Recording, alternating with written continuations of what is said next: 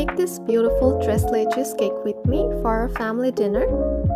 First, I'm going to crack the eggs and separate the yolks from the whites. I'll try not to get any of the yolks into the whites as it keeps the whites from fluffing up later. Now I'm going to take some all-purpose flour and I'll add 1 teaspoon of baking powder to it and set it aside for later.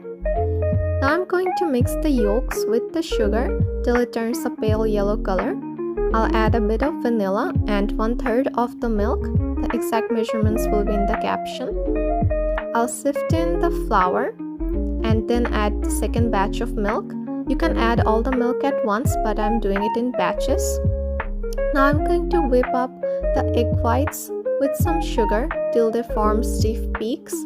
Now I'll fold in the egg whites with the batter and bake for 40 minutes. I'm using a glass dish, but you can use a normal greased pan.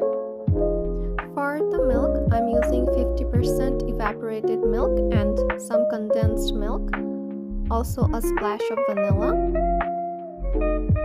Once the cake is done baking, you need to let it cool completely and then cut it into 2 even layers.